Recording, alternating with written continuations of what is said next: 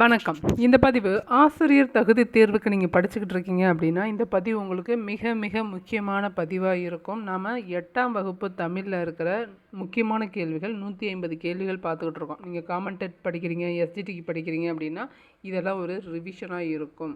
நீங்கள் புக்கை பார்த்து படிங்க, இதை ரிவைஸ் பண்ண பயன்படுத்திக்கோங்க. நீங்கள் சிறப்பு டெட் எழுதுறீங்க, நான் 1 to 5 தான் படிச்சிருக்கேன், 6th 7th ரொம்ப கடினமாக இருக்குன்னு நிறைய பேர் கேட்குறீங்க. அவங்க 8th முக்கியமான கேள்விகளை படிச்சுக்கோங்க. நீங்கள் புக்கு வச்சுருந்தீங்க அப்படின்னா ஒரு தடவை இதை பார்த்துட்டு புக்கை ஒரு தடவை படிங்க. 8th கிளாஸ் பசங்க இருந்தாங்கன்னா அவங்கள்ட்ட கொடுத்து படிக்க சொல்லுங்கள். இன்னும் கொஞ்ச நாள் தான் இருக்குது. எப்படியாவது மெமரியில் ரிவைஸ் பண்ணிக்கிட்டே இருங்க. அதையே நம்ம கொஷினாக கேட்பாங்க, ஆன்சர் பண்ணி பாஸ் பண்ணிடலாம். நீங்கள் 50 கேள்விகள் படிக்கணும் அப்படின்னா கீழே இருக்க லிங்க்கில் போயிட்டு 50 கேள்விகள் பார்த்துட்டு இப்போ 51வது கேள்விகள் பார்க்க போகிறோம். நான் லாஸ்ட்டு பதிவில் 51ல் ஒரு கேள்வி கேட்டிருந்தேன். புலியின் தோலை பொருத்தி கொண்ட பசு இதில் கூறப்பட்டுள்ள அணி என்ன அப்படின்னு கேட்டிருந்தேன். புலியின் தோல் பொறுத்த மெய்ந்தற்று அப்படிங்கிறது இல்லாத ஒன்று இல்லையா? வழியில் நிலைமையான் வல்லுருவம் பெற்றம் புலியின் தோல் பொறுத்து மெய்ந்தற்று அப்படிங்கிறது இல்லாத ஒன்றை திருவள்ளுவர் ஓமையாக சொல்லியிருக்காரு. புலித்தோலை போத்திக்கிட்டு போய் பசு புல்லை மேயுது அப்படின்னு சொல்லியிருக்காரு. இது நடக்கவே நடக்காத ஒன்று. அந்த மாதிரி நடக்கவே நடக்காத ஒன்று ஓமையாக சொன்னால் அது இல்லாத பொருளை ஓமையாக சொல்கிறதுன்னு அர்த்தம். இல் பொருள் ஓமை அணி.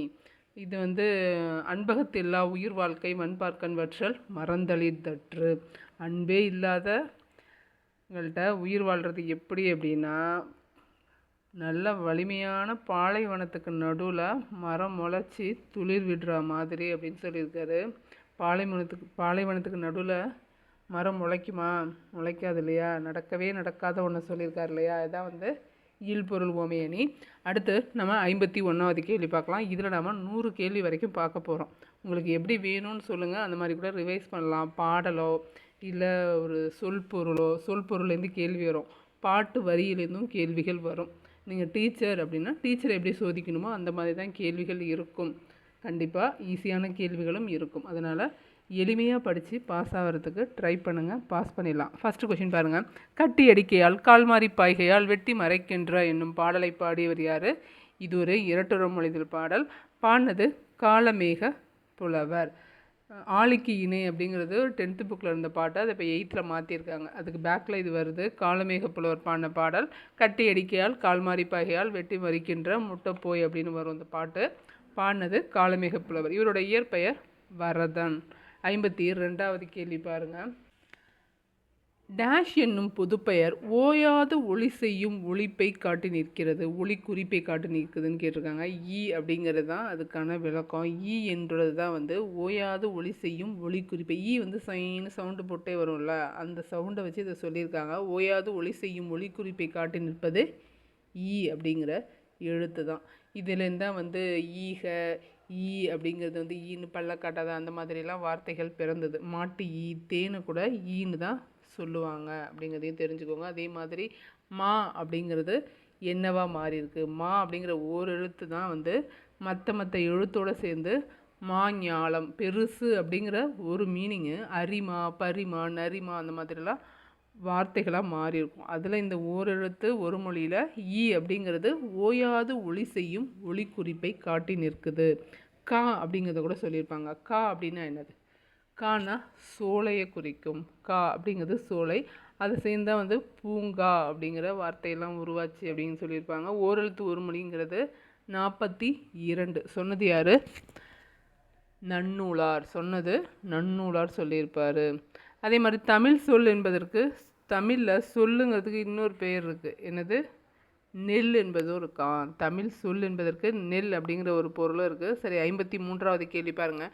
நோய் நாடி நோய் முதல் நாடி என்று கூறியவர் யார்? திருவள்ளுவர். இதை திருவள்ளுவர் தான் சொல்லியிருக்காருன்னு தெரியும். இது வார்த்தைக்கான மீனிங் என்னன்னு சொல்லுங்கள் பார்க்கலாம். மீனிங் நோயை மட்டும் கண்டுபிடிக்காமல் நோய்க்கான காரணத்தையும் கண்டுபிடிக்கிறது தான் நம்ம தமிழர் மருத்துவம் அப்படின்னு திருவள்ளுவர் சொல்லியிருக்காரு. இதில் சித்தர்கள் பாஷாணங்களையும் பயன்படுத்தினாங்கிறதையும் கொடுத்துருப்பாங்க. அதையும் கூட கேட்க வாய்ப்பு இருக்குது. சித்தர்கள் ஃபஸ்ட்டு தாவரங்களை பயன்படுத்துவாங்க, அப்புறம் அதுக்கும் கேட்கல அப்படின்னா உலோகத்தை பயன்படுத்துவாங்க. அதுதான் பாட்டிலே சொல்லியிருப்பாங்க. வேர்ப்பாறு தழைப்பாறு மிஞ்சினக்கால் பற்ப சந்தூரம் பாறைன்னு சொல்லியிருப்பாங்க இல்லையா? அது சித்தர்கள் பாடின பாடல். தாவரங்களை பயன்படுத்தி அதுக்கு குணமாகலை அப்படின்னா உலோக பாஷாணங்களாயும் பயன்படுத்தியிருக்காங்க. அடுத்து குறிப்பு வினையச்சத்துலேருந்து ஒரு கேள்வி பாருங்கள். குறிப்பு வினையச்சம் எதை வெளிப்படையாக காட்டாது? குறிப்பு வினையச்சம் எடுத்துக்காட்டு பார்த்திங்கன்னா மெல்ல வந்தான், வேகமாக ஓடினான், மெதுவாக பார்த்தான், இதெல்லாம் வந்து குறிப்பு வினையச்சம். இதில் என்ன தெரியுது? காலம் வெளிப்படையாக வராது, ஆனால் பண்பை மட்டும் குறிப்பாக உணர்த்தும். அதுதான் வந்து குறிப்பு வினையச்சம். குறிப்பு வினையச்சம் காலத்தை வெளிப்படையாமல் காட்டாமல் பண்பை மட்டும் குறிப்பாக உணர்த்தும். அதுக்கு பேர் தான் குறிப்பு வினையச்சம். அடுத்து 55வது கேள்வி பாருங்கள். ஒரு வினைமுற்று எச்சப்பொருள் தந்து மற்றொரு வினைமுற்றை கொண்டு முடிவது என்ன என்று அழைக்கப்படுகிறது? முற்றெச்சம்னு அழைக்கப்படுது. ஒரு எச்சப்பொருள் இதான் வந்து முற்றெச்சத்துக்கு டெஃபனேஷனே. ஒரு வினைமுற்று எச்சப்பொருள் தந்து மற்றொரு எச்சத்தை கொண்டு முடிவது தான் வந்து முற்றெச்சம் என்று அழைக்கப்படுகிறது. வள்ளி படித்தனல், நல்லுன்னு முடியும், அதை வச்சு கூட நீங்கள் கண்டுபிடிச்சிடலாம். படித்தனல், வந்தனல் அந்த மாதிரி இருக்கும், அதுதான் முற்றெச்சம் என்று அழைக்கப்படுகிறது. அடுத்து செயலையும் காலத்தையும் தெரியுமாறு காட்டும் வினையெச்சம் என்ன? செயலும் நல்லா வெளிப்படையாக தெரியும், காலமும் நல்லா வெளிப்படையாக தெரியும், அதுதான் என்னன்னு சொல்கிறோம்? தெரிநிலை வினையெச்சம்னு சொல்கிறோம். எழுதி வந்தான், எழுதி வந்தான், எழுதிட்டு வந்தான், அப்போ வந்தான்கிறதும் தெரியுது, செயலும் தெரியுது, காலமும் தெரியுது, அது தெரிநிலை வினையெச்சம். இது எந்த காலத்தை குறிக்குது? இறந்த காலத்தை குறிக்குது இல்லையா? எழுதிட்டான் அப்புறம் வரான், அப்போ எழுதி வந்தான். மெல்ல வந்தான் அப்படிங்கிறதுல நமக்கு எந்த காலமுமே தெரியாது, காலத்தை குறிப்பாக தான் சொல்லும், வெளிப்படையாக காட்டாது, பண்பை மட்டும் சொல்லும், காலமே தெரியாது. மெல்ல வந்தானுங்கிறதுல எந்த காலமும் இல்லை, ஆனால் எழுதி வந்தானுங்கிறதுல உங்களால் காலத்தை கண்டுபிடிக்க முடியுது. அதனால் பேப்பர் 2வாக இருந்தீங்கன்னா எக்ஸாம்பிளை கொடுத்து கேட்பாங்க, அதனால தான் எக்ஸாம்பிளை சொல்கிறேன். எழுதி வந்தான் அப்படிங்கிறது தெரிநிலை வினையெச்சம், ரொம்ப ஈஸி. குறிப்புனா அதில் காலம் தெரியாது, தெரிநிலைனா அதில் காலத்தை கண்டுபிடிக்க முடியும், அதை வச்சு கண்டுபிடிச்சி போட்டுருங்க. அடுத்து 57வது கேள்வி. இங்கே இருப்பது சில காலம், இதற்குள் ஏனோ அகம்பாவம். சொன்னது யார்? நம்ம ஆலங்குடி சோமு. ஆலங்குடி சோமு தான் சொல்லியிருப்பார். இங்கே இருப்பது சில காலம், அதற்குள் ஏனோ அகம்பாவம்னு சொல்லியிருப்பார். கத்தியை தீட்டாதே புத்தியை தீட்டு, கண்ணியம் தவறாதே அதில் திறமையை காட்டு அப்படின்னு பாடியிருப்பார். இப்போ எதுகை மூனையெல்லாம் கூட கேட்குறாங்க, இதில் என்ன வரும்? எதுகை, கத்தி, புத்தி, அதெல்லாம் எதுகை. கத்தியை, கண்ணியம், ஆத்திரம், அறிவுக்கு, மன்னிக்க, மாணிக்க, இதெல்லாம் வந்து மூனையில் வரும். சரி, தீட்டு, காட்டு, வேலை கொடு, பாதை விடு, அதெல்லாம் என்ன? லாஸ்ட்டில் ஒன்று போல் வந்துச்சுன்னா அது இயைபு அப்படிங்கிறதையும் தெரிஞ்சுக்கோங்க.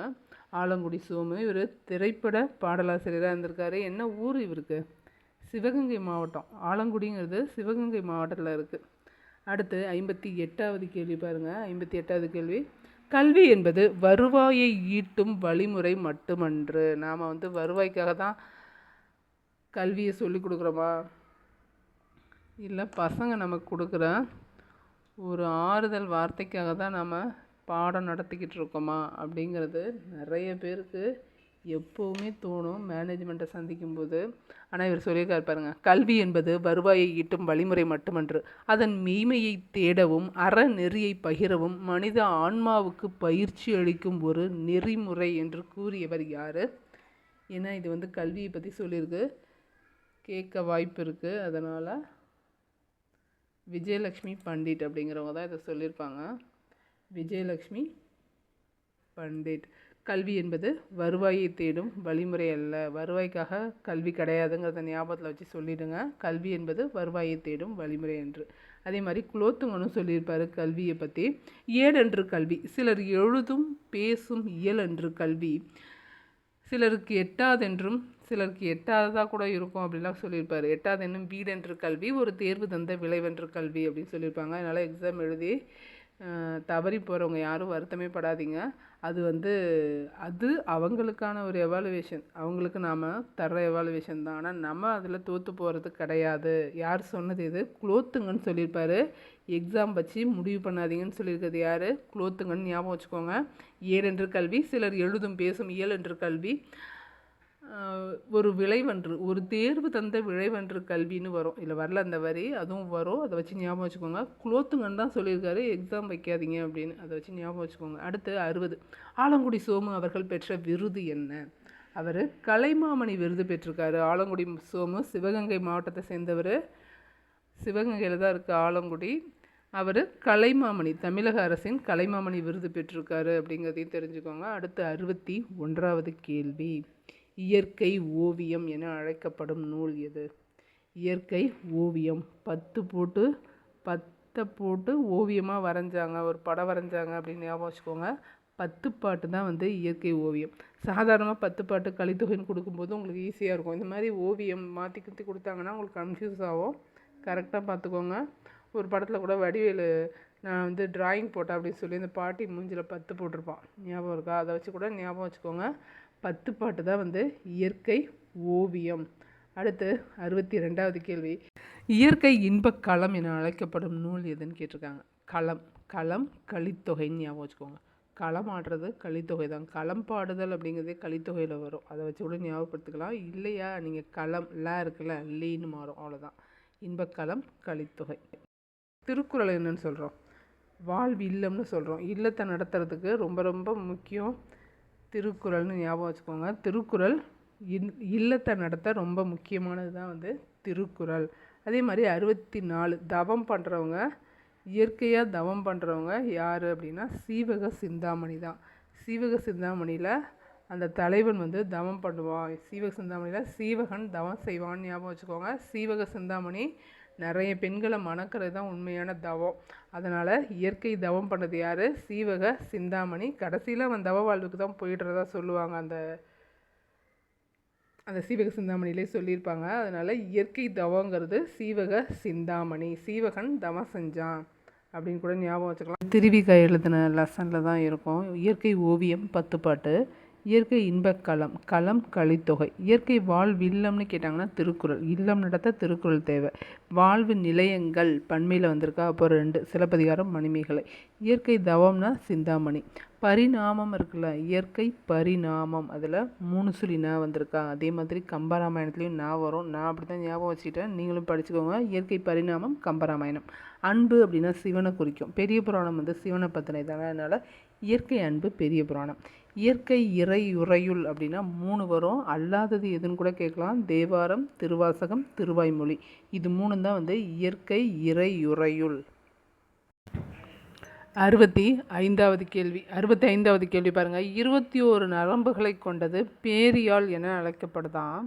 19 நரம்புகளை கொண்டு மீன் வடிவில் அமைந்துள்ள யாழ் எதுன்னு கேட்குறாங்க. 21 நரம்புகள் கொண்டது பேரியாழ். 14 நரம்புகள் கொண்டது என்னன்னு கூட கேட்பாங்க, அது சகோடையாழ். 14 நரம்புகளை கொண்டது சகோடையாழ். இங்கே கேட்டிருக்கிறது 19 நரம்புகள். 19 நரம்புகள் மீன் மாதிரி இருக்குன்னு சொல்லிட்டாங்க. மீனுக்கு இன்னொரு பேர் தான் வந்து மகரம். அப்போ ஆன்சர் என்னது?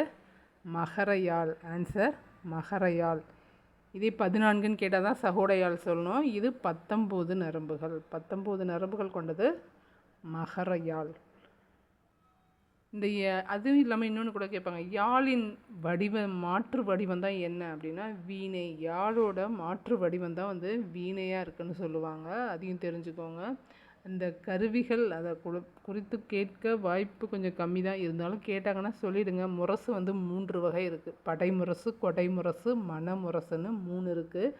மாக்கன் முரசம் பற்றி சொல்கிறது மதுரை காஞ்சி. மாக்கன் முரசம் பற்றி சொல்கிறது மதுரை காஞ்சி. தமிழ் மக்கள்கிட்ட 36 வகையான முரசுகள் இருந்ததுன்னு சொல்லுதான் சிலப்பதிகாரம். 36 வகையான முரசு இருந்துச்சு. முரசுனா இந்த முரசு அரைவாங்க இல்லையா, ட்ரம்ஸ் போட்டு சொல்லுவாங்கள்ல செய்திகளை, அதுதான்.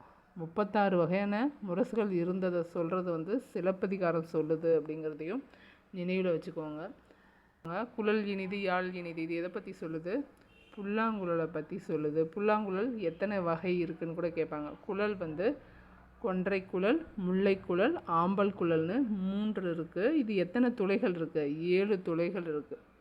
இதனை வேய்க்குழல், புல்லாங்குழல் என்றும் அழைப்பாங்க. புல்லாங்குழலோட வேறு பேர் வேய்க்குழல்னு கூட சொல்லுவாங்க. அடுத்து பார்க்கலாம். பரிவாதினி என்னும் வீணை பல்லவ மன்னன் யார் காலத்தில் இருந்ததாக கூறப்படுகிறது? பரிவாதினிங்கிற வீணை யார் காலத்தில் இருந்தது? பல்லவ மன்னன் மகேந்திரவர்மன் காலத்தில் இருந்தது. யாழ் போன்ற நரம்பு கருவி இது. யாழோட மாற்று வடிவம்னு கேட்டாலும் வீணைன்னு தான் சொல்லணும். பரிவாதினிங்கிற வீணையை வச்சுருந்தது பல்லவ மன்னன் மகேந்திரவர்மன். இது எத்தனை நரம்புகள் இருக்கும்? 7 நரம்புகள் இருக்கும். அடுத்து 67வது கேள்வி, அரசியல், சமுதாயம், சமயம், தொழிலாளர் நலன் இது எல்லாத்தையும் ஈடுபட்டது யார்? இது எல்லாத்துலேயும் ஈடுபட்டது நம்ம திருவிக தான் ஈடுபட்டிருவிக்கா. அவரோட தமிழ் தென்றல்னு அழைக்கப்படுறது திருவிக்கா. இது நல்லாவே தெரியும் எல்லாருக்கும். சரி, திருவிக்காவில் அப்படின்னு இருக்குல்ல, அது என்ன ஊர்? திருவாரூர் விருத்தாச்சலம் தான் நம்ம கல்யாண சுந்தரமாக இருக்கார். தொழிலாளர் நலன் அப்படிங்கிறது ரொம்ப முக்கியமான கீ பாயிண்ட்டு. ஏன்னா இது மட்டும்தான் எனக்கு டிஃப்ரெண்ட்டாக இருக்கும். அதே மாதிரி மனித வாழ்க்கையும் காந்தியடிகளும், பெண்ணின் பெருமை, தமிழ்ச்சோலை, புதுமை வேட்டல், முருகன் அல்லது அழகு இது எல்லாமே திருவிக்காவோட நூல் தான்.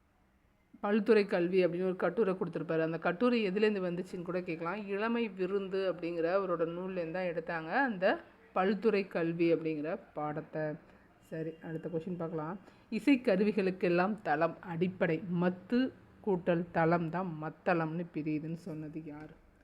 மத்து கூட்டல் தளம் தான் மத்தளம்னு பிரியுதுன்னு சொன்னது யார்? நம்ம அடியார்க்கு நல்லார் தான் சொல்லியிருப்பாரு. மத்து கூட்டல் தளம் மத்தளம்னு பிரியும் அப்படின்னு சொல்லி. அதே மாதிரி மத்தளம் தான் இசைக்கருவிகளுக்கெல்லாம் அடிப்படை எதுன்னு கேட்கலாம். அது மத்தளம். இசைக்கருவிகளுக்கெல்லாம் அடிப்படை மத்தளம்னு சொல்லியிருப்பாங்க. அதுக்கப்புறம் தஞ்சை பெரிய கோவிலில் கூட மத்தளம் வாசித்ததை பற்றி கொடுத்துருப்பாங்க. கெட்டி மேளம் வாசிப்பவர் ஒருத்தர் இருந்தார் அப்படிங்கிறதையும் எப்போ சொல்லியிருப்பாங்க? தஞ்சை பெரிய கோவில் கல்வெட்டில் இருக்குது. அதையும் ஒரு செய்தியாக தெரிஞ்சுக்கோங்க, கேட்டால் சொல்லிடுங்க. அடுத்து 69வது கேள்வி, 8ஆம் வேற்றுமை எவ்வாறு அழைக்கப்படுகிறது? 8ஆம் வேற்றுமை என்னென்னு அழைக்கிறோம்? முதல் வேற்றுமை என்னென்னு அழைக்கிறோம்? எழுவாய் வேற்றுமை. 8ஆம் வேற்றுமை விழி வேற்றுமை. 8ஆம் வேற்றுமை விழி வேற்றுமை என்று அழைக்கப்படுகிறது. மொத்தம் எத்தனை வேற்றுமைகள் இருக்குது? 8 வேற்றுமைகள் இருக்குது. மொத்தம் 8 வேற்றுமைகள் இருக்குது. முதல் வேற்றுமைக்கும் 8ஆம் வேற்றுமைக்கும் உருபு கிடையாது. அதனால் நம்ம ஸ்டார்ட் பண்ணும்போது 2லேருந்து தான் ஸ்டார்ட் பண்ணணும். எப்படி? ஐ, ஆல், கு, இன், அது, கண். இதில் ஐங்கிறது 2வது வேற்றுமை, கண்ணுங்கிறது 7வது வேற்றுமை. ஐயால், கு, இன்னது, கண்ணு சொன்னீங்கனாலே உங்களுக்கு வந்துடும். இங்கே கேட்டிருக்கிறது 8ஆம் வேற்றுமை. 8ஆம் வேற்றுமை என்னது? விழி வேற்றுமை. உடல்நிகழ்ச்சி பொருளில் வரும் வேற்றுமை எது? உடல் நிகழ்ச்சின்னா என்ன? ஒரு நிகழ்ச்சியோட இன்னொரு நிகழ்ச்சி சேர்ந்து வருது. மன்னனோடு அமைச்சரும் வந்தான், ஊடுன்னு வருதா? மக்களோடு குதிரைகள் வந்தது, மகனோடு அப்பா வந்தார். அந்த மாதிரி ஊடு அதோடு சேர்ந்து வர்றது தான் உடல் நிகழ்ச்சின்னு சொல்கிறோம். உடல் நிகழ்ச்சி பொருளில் வர்றது 3ஆம் வேற்றுமை. ஆலன், ஒடு, ஊடு அப்படிங்கிறது தான் 3ஆம் வேற்றுமை உருபு. உடல் நிகழ்ச்சி பொருளில் வரும் வேற்றுமை உருபு எதுன்னு கேட்டாங்கன்னா 3ஆம் வேற்றுமை உருபு. இந்த 3ஆம் வேற்றுமை உருவு இருக்கு இல்லையா, இது 2த்தில் வரும். கருவி பொருளில் வரும், கருத்தா பொருளில் வரும். கருவி 2ஆக பிரியும், முதற் கருவி, துணை கருவின்னு. கருத்தா எப்படி பிரியும்? ஏவுதல் கருத்தா, ஏற்றுதல் கருத்தா அப்படின்னு வரும். கரிகாலன் கல்லணையை கட்டப்படுது. கரிகாலனால் கல்லணை கட்டப்பட்டதுங்கிறது ஏவுதல் கருத்தா. சேக்கிழாரால் பெரிய புராணம் இயற்றப்பட்டதுங்கிறது ஏற்றுதல் கருத்தா. அவரே செஞ்சால் அது ஏற்றுதல் கருத்தா. அவர் ஏவி இன்னொருத்தவங்க செஞ்சாங்கன்னா அது ஏவுதல் கருத்தா. இப்போது உடல் நிகழ்ச்சிங்கிறது 3ஆம் பொருளில் வரும். அதில் 2 வகை இருக்குது. அந்த 2மே 2 பிரியும் அப்படிங்கிறதையும் படித்து வச்சுக்கோங்க. அடுத்து வேற்றுமை எத்தனை வகைப்படும்? வேற்றுமை 8 வகைப்படும். சொன்ன இல்லையா, 1க்கும் 8க்கும் உருபு கிடையாது. மொத்தம் 8 இருக்குது. இடையில இருக்கிற 6 தான் நீங்கள் படிக்கணும். ஐயாளுக்கும் இன்னது கண்ணுன்னு விரல் வச்சு படிச்சுக்கோங்க. இதிலே சொல் உருபு கூட கேட்பாங்க பாருங்கள். 2ஆம் வேற்றுமை உருபு ஐயில் தானே ஸ்டார்ட் ஆகுது. ஐ தான் 2ஆம் வேற்றுமை வரும். ஐ, ஆல், கு, இன், அது, கண் அப்படின்னு வரும். 2ஆம் வேற்றுமை உருபு ஐ. இதில் சொல்லுறுப்பு கூட கேட்பாங்க. சொல்லுறுப்புனா என்னன்னு தெரியுமா? உருபுனா ஒரே ஒரு எழுத்து. அதே சொல்லுறுப்புனாக்கா அதுவே சொல்லாக வர்றது. இப்போ ஓவியர் தூரிகையால் ஓவியம் தீட்டினார் அப்படின்னா இதில் என்ன வந்திருக்கு? உருபு தான் வந்திருக்கு. வேற்றுமை உருபு மட்டும்தான் வந்திருக்கு. இதே இது ஓவியர் தூரிகை கொண்டு ஓவியம் தீட்டினார் அப்படின்னா கொண்டுங்கிற வார்த்தையும் இதில் வந்திருக்கு இல்லையா? அதனால் அது சொல்லே உருபாக வந்தால் அது சொல்லுருபுன்னு சொல்கிறோம். பாருங்கள், 73வது கேள்வி, தலையின் இழிந்த மயிர் என்பதில் இடம்பெற்றுள்ள 5ஆம் வேற்றுமை உருபு என்ன அப்படின்னு கேட்டிருக்காங்க. 5ஆம் வேற்றுமை உருபில் இழிந்த அதாவது விளறது. அப்போ என்ன சொல்லுவோம்? அதை நீங்கள்னு சொல்லுவோம். நீங்கள் படித்து பார்த்தாலே ஆன்சர் பண்ணிடலாம். நீங்கள். இது 5ஆம் வேற்றுமை உருபில் வருது. சில பேர் இப்படி கூட கேட்பாங்க, 5ஆம் வேற்றுமை உருபு எந்தெந்த பொருள்களில் வருது அப்படின்னு கேட்பாங்க. 5ஆம் வேற்றுமை உருபு 4ல் வருது. நீங்கள், ஒப்பு, எல்லை, ஏது. அதில் நீங்கள் தான் இது. ஒப்புன்னா பொன்னின் நிறம் அந்திவானம். அந்த மாதிரி தமிழ்நாட்டின் கிழக்கு வடக்கு, தமிழ்நாட்டுக்கு வீட்டுக்கு எதுக்கு இது இருக்குது அப்படின்னு சொன்னால் அது எல்லையை சொல்கிறது. ஏது அப்படின்னா சிலடை பாடுவதில் வல்லவர், காலமேகம் அப்படிங்கிறது ஏது பொருளில் வரும். அடுத்து உரிமை பொருள்களில் வரும் வேற்றுமை எது? உரிமை பொருள்களில் வரும் வேற்றுமை ஆறாம் வேற்றுமை. ஆறாம் வேற்றுமை தான் வந்து உரிமை பொருள்களில் வரும். ஆறாம் வேற்றுமை என்ன? ஆறாம் வேற்றுமை அது, அது, ஆது, இதெல்லாம் வந்து உரிமை பொருள்களில் வரும். ராமனது வில், நண்பனது கை, எனது பை, அது வருது இல்லையா, எனது அது வருது இல்லையா, அப்போது உரிமை பொருள்களில் வர்றது ஆறாம் வேற்றுமை உருவு. 75வது கேள்வி பாருங்கள். நம்பி ஆரூரான் தம்பிரான் தோழர் என்னும் சிறப்பு பெயர்களால் அழைக்கப்படுறது யார்? நம்பி ஆரூரான் தம்பிரான் தோழர்லாம் அழைக்கப்படுறது யார்? சுந்தரர். சுந்தரர் பாடின பண்ணின் தமிழ் இசைப்பாடல் பலவேயாம் கண்ணில் ஒளி கனகசுவை அப்படிங்கிற பாடல் இருக்குது. அந்த வரிகளை கொடுத்துட்டு கேட்டால் கூட சொல்லுங்கள். அதில் மதவேலம் அப்படின்னா என்னது? மத யானைகள். கனகசுனைனா பொன்வண்ண நீர்நிலையை குறிக்கும். சொற்பொருளும் படிச்சுக்குவோங்க. இங்கே கேட்டிருக்குது தம்பிரான் தோழர் நம்பி ஆரூரார்லாம் அழைக்கப்படுறது யார்? சுந்தரர். தேவாரத்தை தொகுத்தது யார்? நம்பியாண்டார் நம்பி. தேவாரத்தை தொகுத்தவர் நம்பியாண்டார் நம்பி. இவர் சுந்தரர் பாடினது எத்தனாவது திருமுறை அப்படின்னு கூட கேட்கலாம். அதை கேட்டிருக்காங்க பாருங்கள். 12 திருமுறைகளில் 7ஆம் திருமுறையை இயற்றியவர் யார்? இவர் பாடின தேவார பாடல்கள் தான் வந்து 7ஆம் திருமுறையாக வைக்கப்பட்டிருக்கு. யார் பாடினது? நம்ம தம்பிரான் தோழர்லாம் அழைக்கிறோம் இல்லையா, நம்பி ஆரூரார் தம்பிரான் தோழர்னு அழைக்கப்படுற சுந்தரர் தான் 7ஆம் திருமுறையை பாடியிருக்காரு. பதிகம் என்பது எத்தனை பாடல்கள் கொண்டது? பொதுவாக 10 பாட்டை தான் வந்து பதிகம்னு சொல்லுவாங்க. சில பேர் 11 கூட பாடியிருப்பாங்க. அதில் நமக்கு வேணாம். பதிகம் அப்படின்னாலே 10 பாடல்கள் தான். அடுத்து ஓர் அரசு பள்ளி ஆசிரியரின் குறிப்புகள் என்னும் நூலை எழுதியவர் யார்? பி.ச. குப்புசாமி. பி.ச. குப்புசாமிங்கிறவர் தான் வந்து இவர் வந்து ஒரு தொடக்கப்பள்ளி தலைமை ஆசிரியர் பணியாற்றிருந்திருப்பார். ஜெயகாந்தனோடு நெருங்கி பழகி ஜெயகாந்தனோடு பல்லாண்டு அப்படிங்கிற நூலும் இவர் எழுதினது தான். பி.ச. குப்புசாமியோட தான் ஜெயகாந்தனோட பல்லாண்டு அப்படிங்கிறதும்.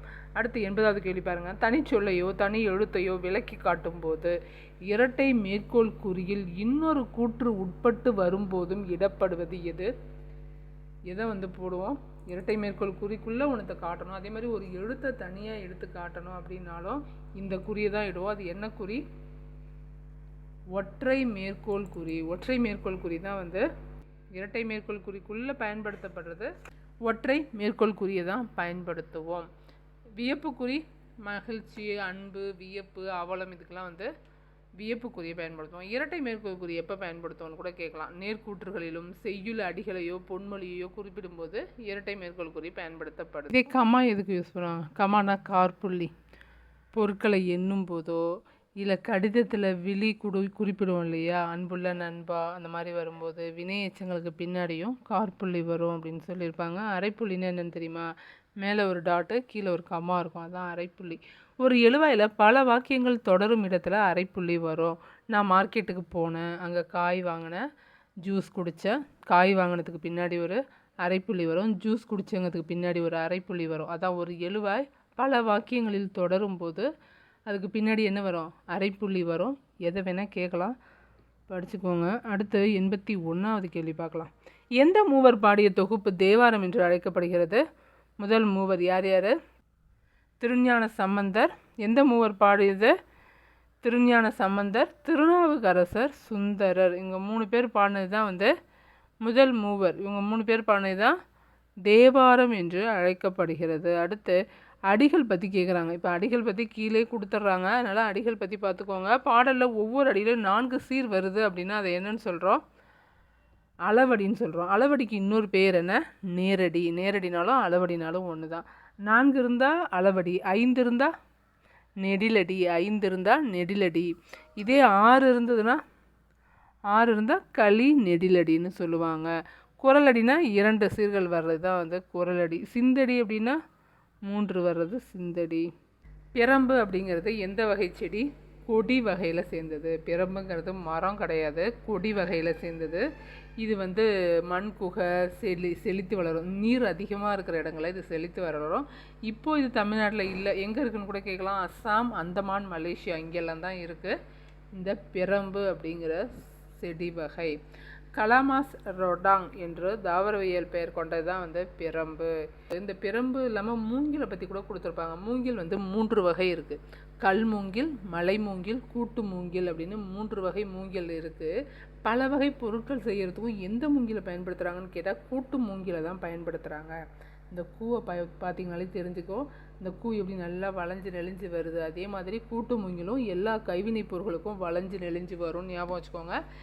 அனைத்து கைவினைப் பொருட்களும் செய்கிறது கூட்டு மூங்கில். ஆனால் 3 வகை மூங்கில் இருக்குது. கல் மூங்கில், மலை மூங்கில், கூட்டு மூங்கில். சரி, காலம் கறந்த பெயரெச்சமே என்னது? வினைத்தொகை. கொள்புளி அப்படிங்கிறதுல அடுத்து பெயர் வரும், அதுக்கு முன்னாடி எச்சம் இருக்கும். காலம் கறந்த பெயரெச்சமே வினைத்தொகை. தொகாநிலை தொடர்கள் எத்தனை வகைப்படும்? தொகாநிலை தொடர்கள் மொத்தம் 9 வகைப்படும். தொகாநிலை தொடர்கள் மொத்தம் 9 வகைப்படும். தொகைநிலை தொடர் 6 இருக்குது. தொகைநிலை தொடர் 6, தொகாநிலை தொடர் மொத்தம் 9 இருக்குது. தருமபுரியின் பழைய பெயர் என்ன? தகடூர். தருமபுரியின் பழைய பெயர் தகடூர். அடுத்து 91வது கேள்வி பாருங்க. புது வருவாய் என்னும் பொருள் தரும் சொல் எது? புது வருவாய் என பொருள் தள்ளுறது யானர் அப்படிங்கிறது தான். யானர் அப்படின்னா புது வருவாய். இது தகடூர் யாத்திரையில் வரும். தகடூர் யாத்திரை. வாரினா வருவாய், எஞ்சாமைன்னா குறைவின்றி, முட்டாதுன்னா தட்டுப்பாடின்றி, வட்டாது அப்படின்னா ஒட்டாதுன்னா தான் வாட்டமின்றி, முட்டாது அப்படின்னா தட்டுப்பாடின்றி, ஒட்டாது அப்படின்னா வாட்டமின்றி, ஒட்டாதுன்னா வாட்டமின்றின்னு வரும். கரெக்டாக படிச்சுக்கோங்க. ஏன்னா யானர் அப்படிங்கிறது இதில் புது வருவாய்ங்கிற பொருளில் வரும். அடுத்து 92வது கேள்வி பாருங்கள். வன்புகழ் மூவர் தன்புலில் வரைப்பன்னு சொல்கிறது. வன்புகழ் மூவர் தன்புலில் வரைப்பன்னு சொல்கிறது எந்த நூல்னு கேட்டிருக்காங்க.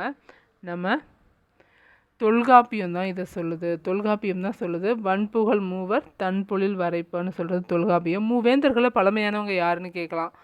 மூவேந்தர்களில் பழமையானவங்க யார்? சேரர்கள் தான். சேர, சோழ, பாண்டியர்னு தான் நம்ம சொல்கிறோம். அதையே அதுக்கு சான்றாக சொல்கிறாங்க. யார் வாழ்ந்த நாடு குடநாடு என்று அழைக்கப்பட்டதுன்னு கேட்கலாம். சேரர்கள் வாழ்ந்த நாடு தான் குடநாடு என்று அழைக்கப்பட்டது. அடுத்து 93வது கேள்வி பாருங்கள். இசைக்கருவிகளின் வகைகள் எத்தனைன்னு கேட்டிருக்காங்க. இசைக்கருவிகளின் வகைகள் மொத்தம் 4 இருக்குது. என்னென்ன? தோல் கருவி, நரம்பு கருவி, காற்றுக்கருவி, கஞ்சக்கருவி. கஞ்சக்கருவிக்கு எடுத்துக்காட்டு என்ன? கஞ்சக்கருவி. ஜால்ராவும் செகண்டியும் கஞ்சக்கருவின்னு சொல்லுவாங்க. அப்படி இல்லைன்னா ஒன்றோடு ஒன்று மோதி இசைக்கப்படும் கருவியை என்னென்னு சொல்லுவீங்கன்னு கேட்பாங்க. அதுக்கு பேர் கஞ்சக்கருவி. காற்றை பயன்படுத்துறதெல்லாம் காற்றுக்கருவி. புல்லாங்குழல், சங்கு இதெல்லாம் காற்றை வச்சு தானே பயன்படுத்துகிறோம். இதெல்லாம் காற்றுக்கருவிக்கு எடுத்துக்காட்டு. நரம்புக்கு யாழும் வீணையும் தான் நரம்புக்கு எடுத்துக்காட்டு. தோல் கருவினா உங்களுக்கு தெரியும். மத்தளம், முரசு, முழவு இது எல்லாமே தோல் கருவிகளுக்கு எடுத்துக்காட்டு. ஆக இசைக்கருவிகளின் வகைகள் எத்தனை இருக்குது? 4 இசைக்கருவிகள் இருக்குது அப்படிங்கிறத தெரிஞ்சுக்கோங்க. அடுத்து பழங்காலத்தில் விலையை கணக்கிட அடிப்படையாக அமைந்தவை எவைன்னு கேட்டிருக்காங்க. பழங்காலத்தில் விலையை கணக்கிட நெல்லை பயன்படுத்தினாங்க. நெல்லை தான் பழங்காலத்தில் விலையை கணக்கிட, விலைக்கு பதிலாக பணம் கொடுக்கறதுக்கு பதிலாக நெல்லை கொடுத்து பொருள் வாங்கினாங்க. இதை சொல்கிறது புறநானூறு தான் சொல்லியிருக்கோம். அடுத்து ஆண் பொருணை என்று அழைக்கப்படுவது எது? இது அமராவதி ஆறு. அமராவதி ஆறு தான் ஆண் பொருணை என்று அழைக்கப்படுகிறது. 96. வீட்டு உபயோகப் பொருட்கள் தயாரிக்கும் தொழிற்சாலை நிறைந்த மாவட்டம் எது? கோயம்புத்தூர். கோயம்புத்தூர் தான் வீட்டு உபயோகப் பொருட்கள் செய்ய நிறைந்த மாவட்டம். இதே மாதிரி துப்பாக்கி தொழிற்சாலை எங்கே இருக்குதுன்னு கேட்பாங்க. தேயிலை தொழிற்சாலை எங்கே இருக்குன்னு இப்போ கேட்பாங்க. துப்பாக்கி வெடிமருந்து தொழிற்சாலையும் தேயிலை தொழிற்சாலையும் இருக்கிற மாவட்டம் நீலகிரி மாவட்டம். நீலகிரி மாவட்டத்தில் துப்பாக்கி தொழிற்சாலையும் துப்பாக்கி வெடிமருந்து செய்கிறது. யூக்கலிப்ட் தொழிற்சாலை தைலம் தயாரிப்பாங்க இல்லையா, அது தேயிலை. இதெல்லாம் உங்களுக்கு தைலமும் தேயிலையும் ஞாபகம் வந்துடும். அங்கேயே தான் துப்பாக்கி வெடிமருந்தும் செய்கிறாங்கங்கிறத நினைவில் வச்சுக்கோங்க. அடுத்து சுங்குடிச்சேலை. சுங்குடிச்சேலை எங்கே இருக்குதுன்னு தெரியுமா? சுங்குடிச்சேலைகள் புகழ்பெற்ற ஊர் சின்னாளப்பட்டி. சுங்குடிச்சேலைகளுக்கு புகழ்பெற்ற ஊர் சின்னாளப்பட்டியில் தான் சுங்குடிச்சேலை தயாரிக்கிறாங்க. தமிழ்நாட்டின் ஹாலந்து என்று அழைக்கப்படுவது திண்டுக்கலை தான் வந்து ஹாலந்துன்னு சொல்கிறாங்க. சுங்குடி சேலை சின்னாலப்பட்டி. தமிழ்நாட்டின் ஹாலந்து திண்டுக்கல். ஏன் ஹாலந்துன்னு சொல்கிறாங்க தெரியுமா? மலர் உற்பத்தியில் முதலிடம் வகிக்குது. அதனால் இதை வந்து திண்டுக்கல் மாவட்டத்தில் நெல், சோளம், திணை வகைகள்லாம் கிடைக்குது. இருந்தாலும் இந்த பகுதியை தான் வந்து மலர் உற்பத்தியில் முதலிடம் வகிக்குது திண்டுக்கல். அதனால தான் தமிழ்நாட்டின் ஹாலந்துன்னு சொல்கிறோம். ஈரோடு வந்து என்னன்னு சொல்கிறோம்? மஞ்சள் மாவட்டம்னு கூட சொல்லுவாங்க. ஈரோடு தான் மஞ்சள் சந்தைகள் அதிகமாக இருக்குது. மஞ்சள் சந்தை அதிகமாக இருக்கிறது. நேதாஜி ஆயத்த ஆடை பூங்கா எங்கே இருக்குதுன்னு கேட்கலாம். திருப்பூரில் இருக்குது. காங்கேயம், காளைகளுக்கு பெயர் போன காங்கேயம் இந்த மாவட்டத்தில் தான் அதிகமாக இருக்குது. பின்னலாடை நகரம்னா திருப்பூரை சொல்லுவாங்க. அதெல்லாமும் தெரிஞ்சு வச்சுக்கோங்க. அடுத்து மூவேந்தர்களில் பழமையானது யார்? முன்னாடியே சொல்லிட்டேன் இல்லையா? சேரர்கள் தான். நம்ம சொல்லும்போதே சேர, சோழ, பாண்டியர்னு சொல்கிறோம்ல, அதை வச்சு ஞாபகம் வச்சுக்கலாம். முதல்ல சேரர் தான் சொல்கிறோம். அதனால் அவங்க தான் பழமையானவங்க. இலக்கியங்களில் பணிலம் என்று அழைக்கப்படுவது எது? சங்கு சத்தம். பணிலம் அப்படின்னா சங்கு. சங்கோட சவுண்டை என்னன்னு சொல்லுவாங்க? சங்கநாதம்னு சொல்லுவாங்க. சங்கோட சவுண்டை சங்கநாதம்னு சொல்லுவாங்க. பணிலம்னா சங்கு. பணிலம் அப்படிங்கிறது சங்கு தான் குறிக்கும். சங்கோட இன்னொரு பெயர் தான் பணிலம். இலக்கியத்தில் இதை பணிலம்னு சொல்கிறாங்க. இது வந்து என்ன கருவி? காற்று கருவி. கரெக்டாக காற்றை வச்சு தானே தரும். இது வந்து ஒரு இயற்கை கருவின்னு சொல்லலாம். ஏன்னா கடல்லேருந்து கிடைக்கிறதுனால இது இயற்கை கருவி. சங்கை வந்து வலம்புரி சங்குன்னு சொல்லுவாங்க. இது வளமாக சுழிந்து இருக்கிறத தான் வந்து வலம்புரி சங்குன்னு சொல்லுவாங்க. இதுலேருந்து வர சவுண்டை வந்து சங்கநாதம்னு சொல்கிறோம். பாண்டில் என்று அழைக்கப்படுவது எது? பணிலம்னா சங்கு. பாண்டில் என்று அழைக்கப்படுவது ஜாலரா. ஜாலரா தான் வந்து பாண்டில் என்று அழைக்கப்படுது. இது பித்தளையால், வெங்கலத்தால் செஞ்சதாக இருக்கும்.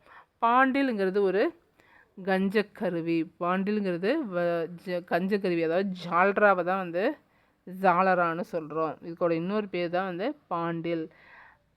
101வது கேள்வி. இதுக்கு நீங்கள் ஆன்சர் பண்ணுங்கள். பாணி என்று அழைக்கப்படுவது எது? பணிலம்னா சங்கு.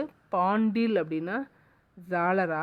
பாணி அப்படின்னா என்ன கருவின்னு சொல்லுங்கள் பார்க்கலாம். பாணி அப்படிங்கிறது என்னன்னு சொல்லுங்கள். பாணினா ஒன்றும் இல்லை, திமிலை. இந்த மணர் கடிகாரம் மாதிரி இருக்கும்ல, நடராஜர் கூட கையில் வச்சுருப்பாங்களே உடுக்கை, சின்னதாக இருக்கும்ல, பலாமரத்தினால செஞ்சுருப்பாங்க. இதை பலாமரத்தினால செஞ்சு தோளால் இழுத்து கட்டியிருப்பாங்க. திமிலைன்னு சொல்லுவாங்க. திமிலைக்கு இன்னொரு பேர் தான் வந்து பாணி. திமிலைக்கு இன்னொரு பேர் தான் பாணி. எஸ்ஜிடி படிக்கிறீங்க அப்படின்னா இந்த கருவிகளில் எந்த பேரை கேட்டாலும் எதை மாற்றி கேட்டாலும் நீங்கள் ஆன்சர் பண்ணணும். படிச்சுக்கோங்க. இதோட 100 கேள்விகள் முடியுது. தொடர்ந்து படிங்க. கண்டிப்பாக பாஸ் பண்ணிடலாம். நன்றி, வணக்கம்.